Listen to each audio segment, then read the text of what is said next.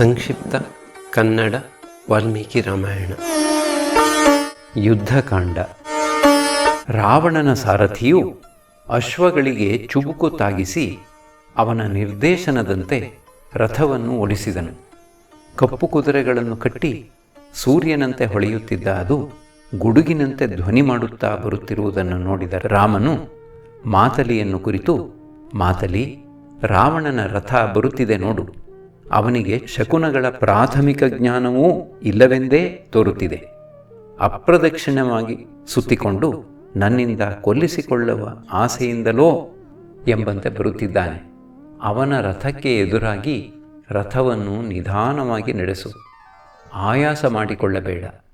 ಒಟ್ಟಿನಲ್ಲಿ ಹಿಮ್ಮೆಟ್ಟದಂತೆ ಕುಶಲತೆಯಿಂದ ನಡೆಸು. ಇಂದ್ರನ ಸಾರಥಿಯಾದ ನಿನಗೆ ನಾನು ಹೇಳಬೇಕೇ? ರಾವಣನ ಮೇಲೆ ಯುದ್ಧ ಮಾಡಬೇಕೆಂಬ ರಣೋತ್ಸಾಹದಿಂದ ಹೇಳುತ್ತಿದ್ದೇನೆ, ಅನ್ಯಥಾ ಭಾವಿಸಬೇಡ ಎಂದನು.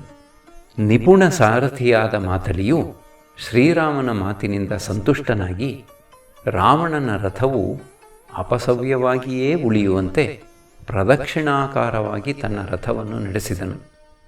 ರಾವಣನ ರಥವು ಧೂಳಿನಿಂದ ಆವೃತವಾಯಿತು. ಅವನ ಬಾಣಗಳನ್ನು ತಡೆಯಲೆಂಬಂತೆ ರಾಮನು ಇಂದ್ರದತ್ತವಾದ ಬಿಲ್ಲನ್ನು ಕೈಗೆತ್ತಿಕೊಂಡು ಸೂರ್ಯಕಿರಣಗಳೋಪಾದಿಯಲ್ಲಿ ಬಾಣಗಳನ್ನು ಬಿಡಲಾರಂಭಿಸಿದನು. ಕಾದಾಡುವ ಎರಡು ಸಿಂಹಗಳಂತೆ ಅವರಿಬ್ಬರೂ ದ್ವಂದ್ವ ಯುದ್ಧದಲ್ಲಿ ತೊಡಗಿದರು. ಬಹಳ ಕಾಲದಿಂದ ಈ ಯುದ್ಧವನ್ನು ನೋಡುವುದಕ್ಕೆಂದು ಕಾದಿದ್ದ ದೇವ, ದಾನವ, ಗಂಧರ್ವ, ಕಿನ್ನರರುಗಳಿಂದಲೂ ಮಹರ್ಷಿಗಳಿಂದಲೂ ಅಂತರಿಕ್ಷವು ತುಂಬಿ ಹೋಗಿತ್ತು. ಶಕುನಗಳು ರಾವಣನಿಗೆ ಅಶುಭವನ್ನೂ ರಾಮನಿಗೆ ಶುಭವನ್ನೂ ಸೂಚಿಸಿದವು. ರಾವಣನ ರಥವು ರಕ್ತದೋಕುಳಿಯಲ್ಲಿ ಮಿಂದಂತಿತ್ತು. ಗಿಡುಗಗಳು ಅವನ ರಥದ ಮೇಲೆ ಆಕಾಶದಲ್ಲಿ ಸುತ್ತಿ ಬರುತ್ತಿದ್ದವು.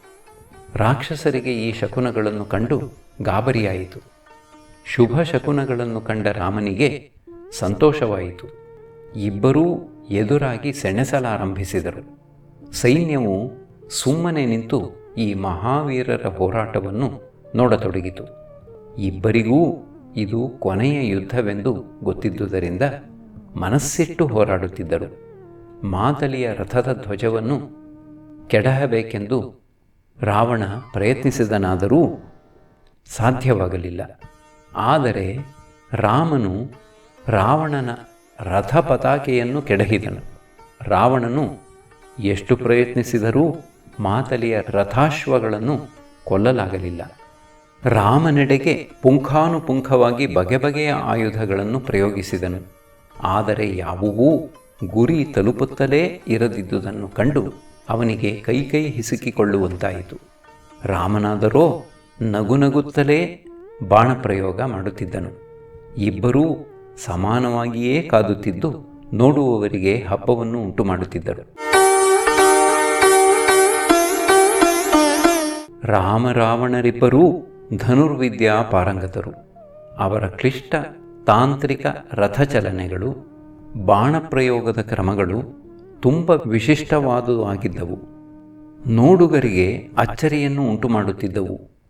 ಮಾತಲಿಯ ಮೇಲೆ ಬಾಣಪ್ರಯೋಗ ಮಾಡಿದುದನ್ನು ನೋಡಿದ ರಾಮನು ಕ್ರುದ್ಧನಾಗಿ ರಾವಣನನ್ನು ಶಿಕ್ಷಿಸಿದನು. ಈ ಸಮಯದಲ್ಲಿ ಸೂರ್ಯ ಮಂಕಾಗಿದ್ದನು. ಗಾಳಿಯು ಸ್ತಬ್ಧವಾಗಿದ್ದಿತು. ಭೂಮಿ ನಡುಗಿತು. ಯುದ್ಧವು ದೀರ್ಘಕಾಲ ಎಳೆಯುತ್ತಿದ್ದುದು ಅಂತರಿಕ್ಷದಲ್ಲಿ ನೆರೆದ ಪ್ರೇಕ್ಷಕರಿಗೆ ಆತಂಕವನ್ನು ಉಂಟುಮಾಡುತ್ತಿದ್ದಿತು. ಋಷಿಗಳು ಲೋಕದ ಕ್ಷೇಮಕ್ಕಾಗಿ ಶಾಂತಿ ಮಂತ್ರಗಳನ್ನು ಉಚ್ಚರಿಸತೊಡಗಿದರು. ಗೋಬ್ರಾಹ್ಮಣರಿಗೆ ಹಿತವಾಗಲಿ, ಲೋಕವು ಅಪಾಯದಿಂದಲೂ ಭಯದಿಂದಲೂ ಮುಕ್ತವಾಗಲಿ, ರಾಮನು ರಾವಣನನ್ನು ಜಯಿಸಲಿ ಎಂದು ಹಾರೈಸುತ್ತಾ ಕುತೂಹಲದಿಂದ ಮುಂದಾಗುವುದನ್ನು ನೋಡುತ್ತಿದ್ದರು. ಮಾನವನಿಗೂ ರಾಕ್ಷಸನಿಗೂ ನಡೆಯುತ್ತಿರುವ ಈ ಯುದ್ಧವನ್ನು ಕಂಡು ಗಂಧರ್ವರು, ಆಪ್ಸರೆಯರು ಅಚ್ಚರಿಪಡುತ್ತಾ ಆಕಾಶಕ್ಕೆ ಆಕಾಶವೇ ಹೋಲಿಕೆ, ಸಮುದ್ರಕ್ಕೆ ಸಮುದ್ರವೇ ಹೋಲಿಕೆ, ರಾಮರಾವಣರ ಯುದ್ಧಕ್ಕೆ ರಾಮರಾವಣರ ಯುದ್ಧವೇ ಹೋಲಿಕೆ ಎಂದುಕೊಳ್ಳುತ್ತಿದ್ದರು. ರಾಮನು ಚೂಪಾದ ಬಾಣವನ್ನು ಬಿಲ್ಲಿನಲ್ಲಿ ಹೂಡಿ ಕಿವಿಯವರೆಗೂ ಹೆದೆಯನ್ನೆಳೆದು ರಾವಣನ ಕತ್ತಿಗೆ ಗುರಿಯಿಟ್ಟು ಬಿಟ್ಟನು. 3 ಲೋಕಗಳೂ ನೋಡುತ್ತಿರುವಂತೆಯೇ ಅದು ಅವನ ಶಿರಸ್ಸನ್ನು ಕತ್ತರಿಸಿತು. ಆದರೇನು, ಅದರ ಜಾಗದಲ್ಲಿ ಮರುಕ್ಷಣವೇ ಮತ್ತೊಂದು ಶಿರಸ್ಸು ಹುಟ್ಟಿತು. ಅದನ್ನೂ ರಾಮನು ತಕ್ಷಣ ಕತ್ತರಿಸಿ ಹಾಕಿದನು. ಹೀಗೆ ಶಿರಸ್ಸು ಹುಟ್ಟುವುದು, ಅದನ್ನು ಕತ್ತರಿಸುವುದು ಕೊನೆಯಿಲ್ಲವೆಂಬಂತೆ ಮುಂದುವರಿದು ರಾವಣ ಸಂಹಾರ ಅಸಾಧ್ಯವೇನೋ ಎಂದು ರಾಮನಿಗೆ ಅನ್ನಿಸಿ ಆತಂಕವಾಯಿತು. ಇದೇನು, ನನ್ನ ಬಾಣಗಳು ಎಂದೂ ವ್ಯರ್ಥವಾದುದೇ ಇಲ್ಲ. ಮಾರೀಚ, ಖರ, ದೂಷಣ, ತ್ರಿಶಿರಸ್ಸು ಮುಂತಾದವರನ್ನೆಲ್ಲ ಕೊಂದಿದ್ದೇನೆ. ಕ್ರೌಂಚವನದಲ್ಲಿ ವಿರಾಧನನ್ನು ಕೊಂದಿದ್ದೇನೆ. ದಂಡಕವನದ ಅಂಚಿನಲ್ಲಿ ಕಬಂಧನನ್ನು ಕೊಂದಿದ್ದೇನೆ. ಅವರಾರೂ ನನ್ನ ಬಾಣಗಳನ್ನು ತಡೆಯಲು ಸಮರ್ಥರಾಗಲಿಲ್ಲ. ಆದರೆ ಈ ಯುದ್ಧದಲ್ಲಿ ರಾವಣನ ಎದುರಿಗೆ ಅವು ವ್ಯರ್ಥವಾಗುತ್ತಿದೆಯಲ್ಲ ಎಂದುಕೊಳ್ಳುತ್ತಿದ್ದನು. ರಾವಣನ ಶಕ್ತಿ ಸ್ವಲ್ಪವೂ ಕುಂದಲಿಲ್ಲ. ರಾತ್ರಿಯಿಡೀ ದ್ವಂದ್ವ ಯುದ್ಧ ಮುಂದುವರಿದರೂ ಇಬ್ಬರಲ್ಲಿ ಯಾರೊಬ್ಬರೂ ಸೋಲಲಿಲ್ಲ, ಯಾರೊಬ್ಬರಿಗೂ ಆಯಾಸವೆನ್ನಿಸಲಿಲ್ಲ. ಆಗ ಮಾತಲಿಯು, ಪ್ರಭು, ನೀನು ಸಾಮಾನ್ಯ ಮನುಷ್ಯನಂತೆ ನಡೆದುಕೊಳ್ಳುತ್ತಿರುವುದು ನನಗೆ ಅಚ್ಚರಿ ಎನಿಸಿದೆ. ನಿನ್ನ ಎದುರಾಳಿಯನ್ನು ತುಂಬ ಹಗುರವಾಗಿ ಪರಿಗಣಿಸಿ ಬಿಟ್ಟು ಬಿಡುತ್ತಿರುವೆ. ಅವನ ಆಯುಸ್ಸು ಮುಗಿದಿದೆ. ಬ್ರಹ್ಮಾಸ್ತ್ರವನ್ನು ಪ್ರಯೋಗಿಸಿ ಯುದ್ಧವನ್ನು ಮುಗಿಸಿಬಿಡು ಎಂದನು. ಇದನ್ನು ಕೇಳಿ ರಾಮನಿಗೆ ಎಲ್ಲವೂ ನೆನಪಾಯಿತು. ಅಗಸ್ತ್ಯನ ಅನುಗ್ರಹ ಸ್ಮರಣೆಗೆ ಬಂದಿತು. ಇಂದ್ರನಿಗಾಗಿ ಬ್ರಹ್ಮನಿಂದ ಸೃಷ್ಟಿಯಾದ ಅಸ್ತ್ರವಿದು. ಅದರ ಚೂಪಾದ ಮನೆಯಲ್ಲಿ ಅಗ್ನಿ, ರೆಕ್ಕೆಗಳಲ್ಲಿ ವಾಯು ನೆಲೆಸಿರುವರು. ತೂಕದಲ್ಲಿ ಮೇರುವಾದ ಅದರ ವ್ಯಾಪನೆ ಇಡೀ ಆಕಾಶದಲ್ಲಿ. ವಜ್ರಾಯುಧದಂತೆ ಶಕ್ತಿಶಾಲಿಯಾದ ಅದು ಸೂರ್ಯನಂತೆ ತೇಜಸ್ಸುಳ್ಳದ್ದು, ಅಗ್ನಿಯಂತೆ ವಿನಾಶಕಾರಿಯಾದದ್ದು, ಸರ್ಪದಂತೆ ಭುಸುಗುಡುತ್ತಾ ಚಲಿಸುವಂಥದ್ದು. ರಾಮನು ಅದನ್ನು ತನ್ನ ಕೈಯಲ್ಲಿ ತೆಗೆದುಕೊಂಡನು.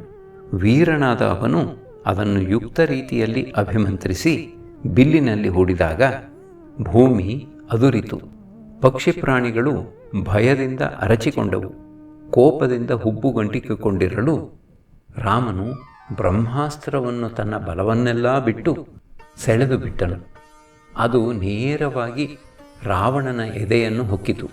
ಅಲ್ಲಿ ರಕ್ತವನ್ನೂ ಜೀವವನ್ನೂ ಕುಡಿದ ಅದು ಅನಂತರ ಹೊರಗೆ ಬಂದು ಭೂಮಿಯನ್ನು ಪ್ರವೇಶಿಸಿತು. ರಾವಣನ ಕೈಯಿಂದ ಬಿಲ್ಲು ಜಾರಿ ಬಿದ್ದು ಅವನು ಗತಪ್ರಾಣನಾದನು. ತನ್ನ ಬಾಹುಬಲದಿಂದ ಇಡೀ ಲೋಕವನ್ನು ಆಳಿದ ಮಹಾಶಕ್ತಿಶಾಲಿ ರಾವಣನು ಇನ್ನಿಲ್ಲವಾದನು. ಸಾಮದಿಂದ ಮಹಾದೇವನನ್ನು ಸಂತೋಷಪಡಿಸಿದ, ತಪಸ್ಸಿನಿಂದ ಬ್ರಹ್ಮನನ್ನು ಒಲಿಸಿಕೊಂಡು ವರವನ್ನು ಪಡೆದ, 3 ಲೋಕಗಳನ್ನೂ ಹೆದರಿಸುತ್ತಿದ್ದ ಕಾರಣಕ್ಕೆ ರಾವಣನೆಂದು ಹೆಸರಾದ ಮಹಾವೀರನು ಇಂದ್ರನಿಂದ ಹತನಾದ ವೃತ್ರನಂತೆ ರಣರಂಗದಲ್ಲಿ ಸತ್ತು ಮಲಗಿದನು. ಸೀತೆಯ ಪ್ರೇಮಕ್ಕಾಗಿ ಹಾತೊರೆದು ರಾಮನಿಂದ ಕೊಲ್ಲಲ್ಪಟ್ಟ ರಾವಣನ ಶರೀರದ ತೇಜಸ್ಸಿನಿಂದ ಇಡೀ ರಣರಂಗವು ಬೆಳಗುತ್ತಿದ್ದಿತು. ಯುಗಾಂತ್ಯದಲ್ಲಿ ಭೂಮಿಗೆ ಬಿದ್ದಿರುವ ಸೂರ್ಯನೋಪಾದಿಯಲ್ಲಿ ಅವನು ಸಾವಿನಲ್ಲೂ ಶೋಭಿಸುತ್ತಿದ್ದನು. ರಾವಣನು ಬಿದ್ದೊಡನೆ ಭಯಗೊಂಡ ರಾಕ್ಷಸ ಸೈನ್ಯವು ಪರಾರಿಯಾಯಿತು. ದುಃಖಿಸುತ್ತಾ ಲಂಕೆಗೆ ನಡೆದ ಅವರನ್ನು ವಾನರರ ಜಯಘೋಷವು ಹಿಂಬಾಲಿಸಿತು. ದೇವದುಂದುವಿಗಳು ಮೊಳಗಿದವು. ಆಕಾಶದಿಂದ ಪುಷ್ಪವೃಷ್ಟಿಯಾಯಿತು. ಸುವಾಸಿತ ಸಮೀರಣನು ಮೃದುವಾಗಿ ತೀಡಿದನು. ಆಕಾಶದಲ್ಲಿ ನೆರೆದಿದ್ದವರೆಲ್ಲ ಭಲೆ ಭಲೆ ಎಂದು ಶ್ಲಾಘಿಸಿದರು. ದೇವತೆಗಳ ಆತಂಕವು ಪರಿಹಾರವಾಯಿತು. ದಿಕ್ಕುಗಳು ತೇಜಸ್ಸಿನಿಂದ ಬೆಳಗಿದವು. ಭೂಮಿ ಹಸಿರಾಗಿ, ಆಕಾಶ ನೀಲವಾಗಿ, ಸೂರ್ಯನು ತೇಜಸ್ವಿಯಾಗಿ, ಬಾಳು ಸುಖಮಯವಾಯಿತು. ವಿಭೀಷಣ, ಸುಗ್ರೀವ, ಲಕ್ಷ್ಮಣ ಎಲ್ಲರೂ ಸಂಭ್ರಮ ಪಡುತ್ತಾ ರಾಮನ ಬಳಿಗೆ ಬಂದರು.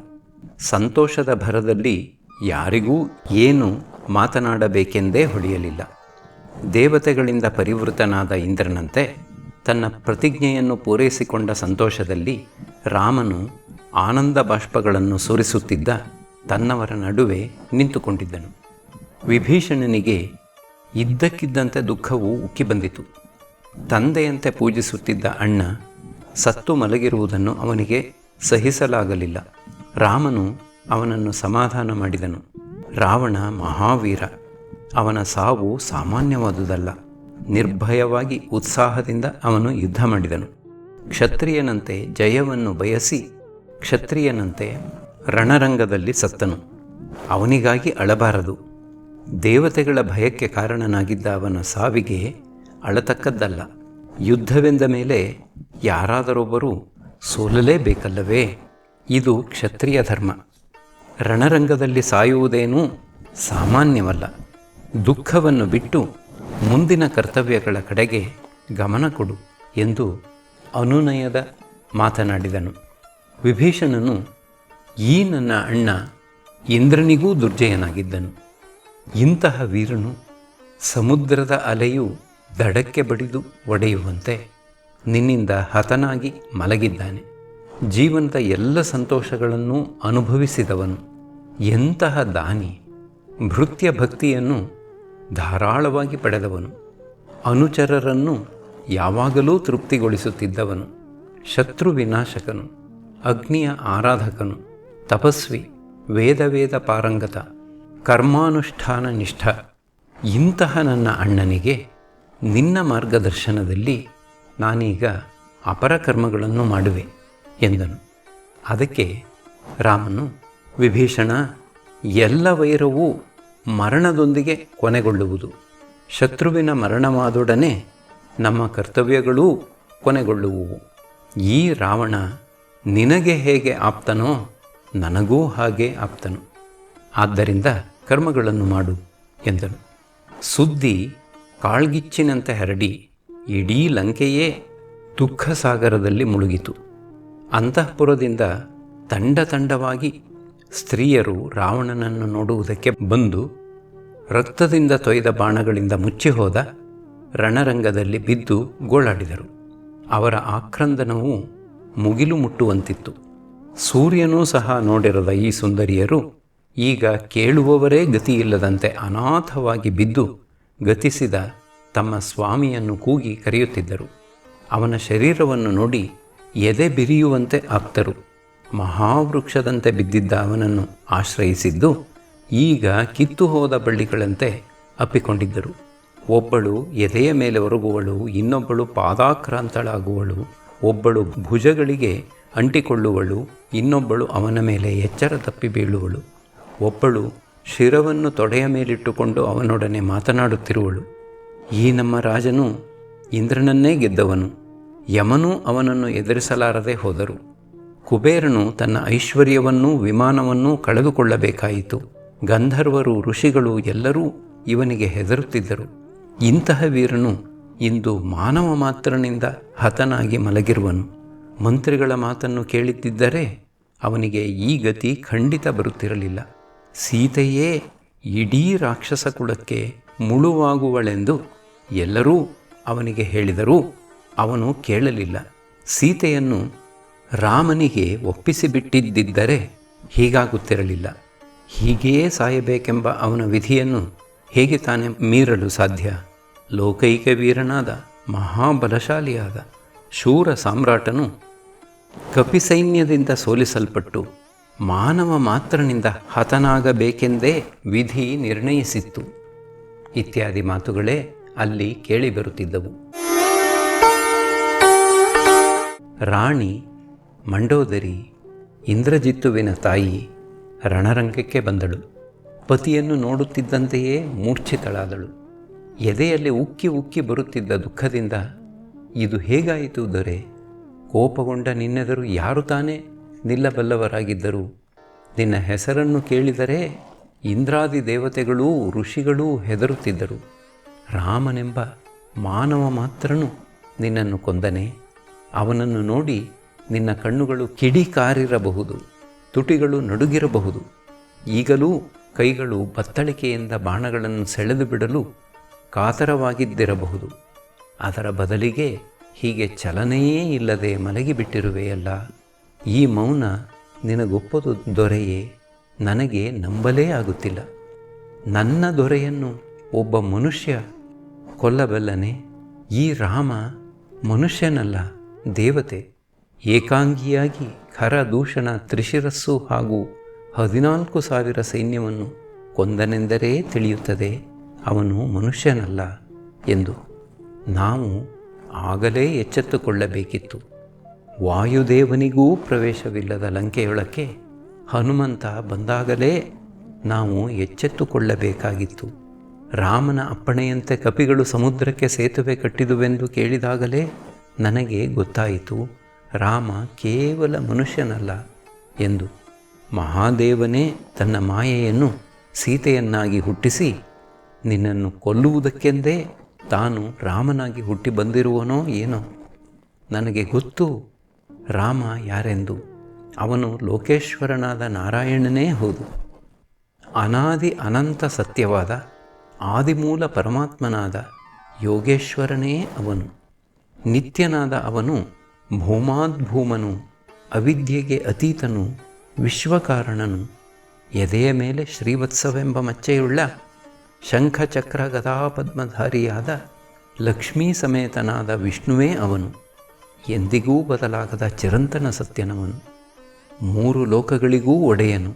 ಅವನು ನಾರಾಯಣನೇ ಎಂಬುದರಲ್ಲಿ ಸಂಶಯವಿಲ್ಲ. ಲೋಕ ಕಲ್ಯಾಣಾರ್ಥವಾಗಿ ಮನುಷ್ಯ ರೂಪದಿಂದ ಬಂದಿರುವನು. ಈ ಕಪಿಗಳೆಲ್ಲ ದೇವತೆಗಳು. ಪ್ರಭು, ನಿನ್ನನ್ನು ಕೊಂದವನು ಮನುಷ್ಯನಲ್ಲ, ಮನುಷ್ಯರೂಪಿ ನಾರಾಯಣ. ನನ್ನ ದೊರೆಯೇ, ಒಂದು ಕಾಲಕ್ಕೆ ನೀನು ಜಿತೇಂದ್ರಿಯನಾಗಿದ್ದು ತಪಸ್ಸು ಮಾಡಿ ವರಗಳನ್ನು ಪಡೆದವನು. ಈಗ ನಿನ್ನ ಇಂದ್ರಿಯಗಳೇ ನಿನ್ನನ್ನು ಸಾವಿನೆಡೆಗೆ ಸೆಳೆದವೇ. ರಾಜ್ಯ, ಕೋಶ, ಪ್ರಜೆಗಳು ಎಲ್ಲವೂ ನಾಶವಾಗಬೇಕಾಗಿದ್ದಿತು. ಅದಕ್ಕೇ ನೀನು ಸೀತೆಯನ್ನು ಬಯಸಿದೆ. ಅವಳು ಅರುಂಧತಿಯಂಥ ಪತಿವ್ರತೆ. ಅವಳನ್ನು ನೀನು ಮರ್ಯಾದೆಯಿಂದ ಕಾಣಬೇಕಾಗಿತ್ತು. ಬದಲಿಗೆ ಕದ್ದು ತಂದು ಸೆರೆಯಲ್ಲಿಡುವುದೇ ಗೌರವಿಸುವ ಬದಲು ಪ್ರೇಮಿಸು ಎಂದು ಕೇಳಿದೆ. ಅವಳ ಕಣ್ಣೀರಿನಿಂದಾಗಿಯೇ ನೀನು ಸತ್ತಿರುವುದು. ಪತಿವ್ರತೆಯ ಕಂಬನಿ ನೆಲಕ್ಕೆ ಬೀಳಬಾರದು ಎನ್ನುತ್ತಾರೆ. ಪಾಪಿಯಾದವನಿಗೆ ತನ್ನ ಪಾಪಕರ್ಮಗಳ ಫಲವನ್ನು ಅನುಭವಿಸದೆ ವಿಧಿಯಿಲ್ಲ ಎಂಬುದು ಸತ್ಯ. ಯಾವುದೋ ಒಂದು ಹಂತದಲ್ಲಿ ವಿಧಿ ಅದನ್ನು ನಡೆಸುತ್ತದೆ. ನಾವು ಇಷ್ಟು ಜನ ಸುಂದರಿಯರು ಅರಮನೆಯಲ್ಲಿ ಇದ್ದೆವಲ್ಲ. ಆದರೂ ನಿನ್ನ ಮನಸ್ಸು ಸೀತೆಯ ಮೇಲೇಕೆ ಹೋಯಿತು? ಹುಟ್ಟಿನಿಂದ ನಾನು ಸೀತೆಯ ಹಾಗೆಯೇ ಉತ್ತಮ ಜಾತಿಯವಳು. ಅವಳು ನನಗಿಂತ ಏನೂ ಸುಂದರಿಯಲ್ಲ. ನಾನೂ ಸೀತೆಯಂತೆಯೇ. ಆದರೂ ನೀನು ಕಾಮದಿಂದ ಕುರುಡಾಗಿ ಮುಂದಾಗಬಹುದಾದ ಪರಿಣಾಮಗಳನ್ನು ಯೋಚಿಸಲಿಲ್ಲ. ಸೀತೆ ನಿನ್ನ ಪಾಲಿನ ಮೃತ್ಯುವಾದಳು. ನೀನೇ ನಿನ್ನ ಕೈಯಾರೆ ಅವಳನ್ನು ಲಂಕೆಗೆ ಕರೆತಂದೆ. ಅವಳು ಇಂದಿನಿಂದ ರಾಮನೊಡಗೂಡಿ ಸುಖವಾಗಿರುವಳು. ದುರದೃಷ್ಟಶಾಲಿಯಾದ ನನ್ನನ್ನು ವಿಧಿ ದುಃಖ ಸಾಗರದಲ್ಲಿ ನೂಕಿದೆ. ನನ್ನ ದೊರೆ, ನಿನ್ನನ್ನು ಅಗಲಿ ನಾನು ಹೇಗೆ ಬದುಕಿರಲಿ? ನಿನ್ನ ಮುಖವೆಲ್ಲ ಬಣ್ಣಗೆಟ್ಟು ಹೋಯಿತು. ಸೂರ್ಯಚಂದ್ರನಂತಿದ್ದ ನಿನ್ನ ಪ್ರೇಮಮಯ ಕಣ್ಣುಗಳು ಮುಚ್ಚಿ ಹೋದವು. ನಿನ್ನ ಸುಂದರ ನಗುವೆಲ್ಲಿ ಹೋಯಿತು ಪ್ರಭು? ನಿನ್ನ ಮುಖವು ರಣರಂಗದ ಧೂಳಿನಲ್ಲಿ ಬಿದ್ದಿರುವುದನ್ನು ನಾನು ಹೇಗೆ ಸಹಿಸಲಿ? ನನ್ನ ತಂದೆ ದಾನವೇಶ್ವರ, ನನ್ನ ಪತಿ ರಾಕ್ಷಸೇಶ್ವರ, ನನ್ನ ಮಗ ಇಂದ್ರಜಿತ್ತು.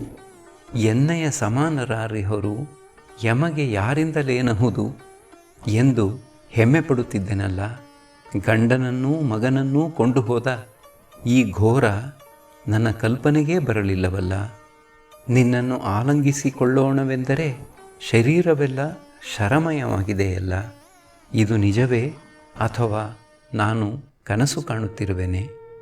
ನಿನ್ನನ್ನು ಕಂಡರೆ ಭಯಪಡುತ್ತಿದ್ದ ಯಮನಿಗೆ ನಿನ್ನನ್ನು ಕೊಂಡು ಹೋಗುವಷ್ಟು ಧೈರ್ಯ ಹೇಗೆ ಬಂದಿತು? ಮಗ ಇಂದ್ರಜಿತ್ತು ಸತ್ತಾಗಲೇ ಸಾವಿನ ಉದ್ಘೋಷ ಆಯಿತು. ಆದರೂ ನಿನಗಾಗಿ ಬದುಕಿದ್ದೆ. ಈಗ ನೀನೂ ಹೋದ ಮೇಲೆ ನನಗೆ ಏನು ಉಳಿದಿದೆ? ನಿನಗೆ ನನ್ನ ಮೇಲೆ ಪ್ರೇಮವಿದ್ದಿದ್ದರೆ ನನ್ನನ್ನು ಹೀಗೆ ಬಿಟ್ಟು ಹೋಗುತ್ತಿದ್ದೆಯಾ? ನನ್ನ ಮೇಲೆ ಏನೋ ಕೋಪವಿರಬೇಕು. ಅದಕ್ಕೇ ಹೀಗೆ ಮಾಡಿರುವೆ.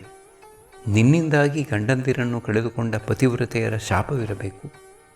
ಈಗ ಯೋಚಿಸಿ ನೋಡಿದರೆ ಸೀತೆಯನ್ನು ಕದ್ದು ತಂದದ್ದು ನಿನ್ನ ಯೋಗ್ಯತೆಗೆ ತೀರ ಕೀಳಾದ ಕೆಲಸ.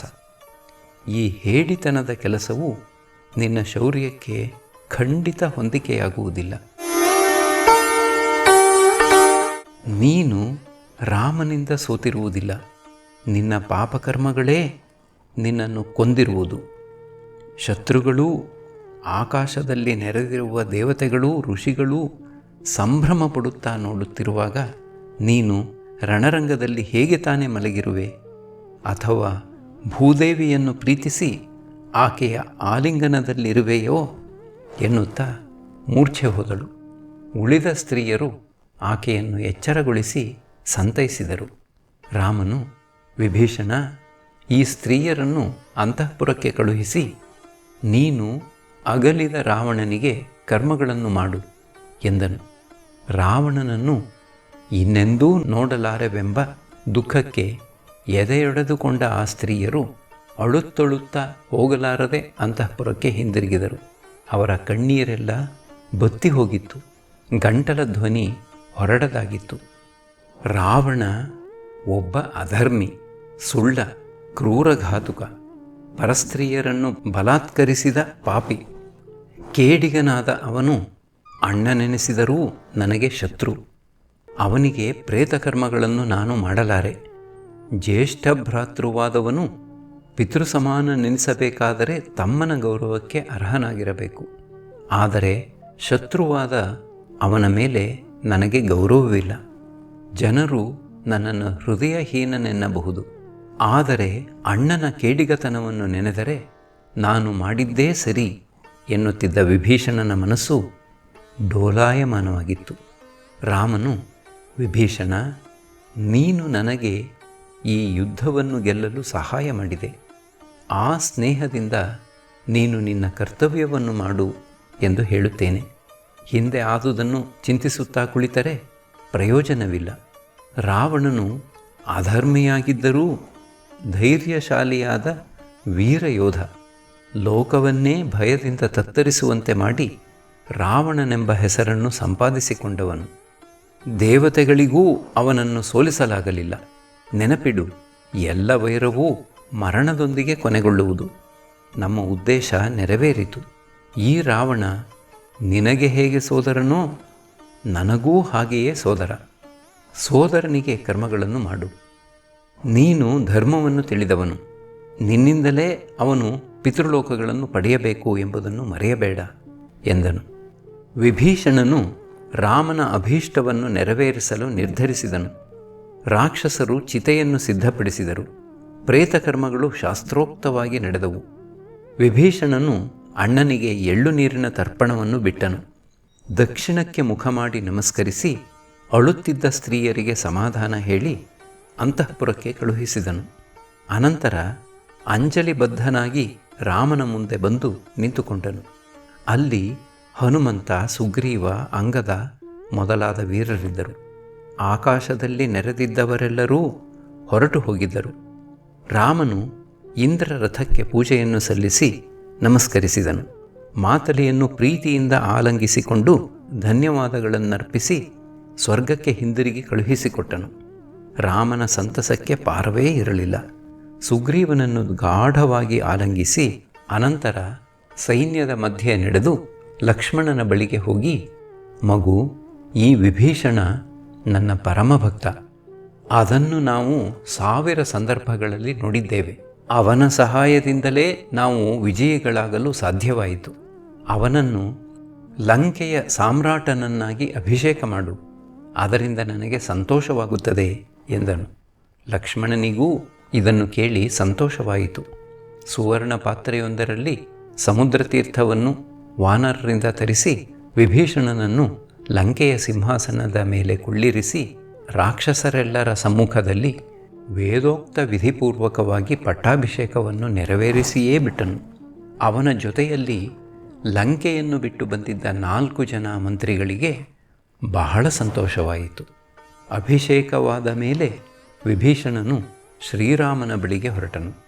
ಆಗ ಲಂಕೆಯ ಪೌರರು ಮಂಗಳಾಕ್ಷತೆ, ಮೋದಕ, ಅರಳು, ದಿವ್ಯಪುಷ್ಪಗಳು ಮೊದಲಾದ ಮಂಗಳ ದ್ರವ್ಯಗಳನ್ನು ತಂದು ತಮ್ಮ ಪ್ರಭುವಾದ ವಿಭೀಷಣನಿಗೆ ಅರ್ಪಿಸಿದರು. ವಿಭೀಷಣನು ಶ್ರೀರಾಮನಿಗೆ ಮಂಗಳ ದ್ರವ್ಯಗಳನ್ನು ಅರ್ಪಿಸಿದನು. ಶ್ರೀರಾಮನು ಅವುಗಳನ್ನು ಸ್ವೀಕರಿಸಿ ಸಂತೋಷಪಟ್ಟನು.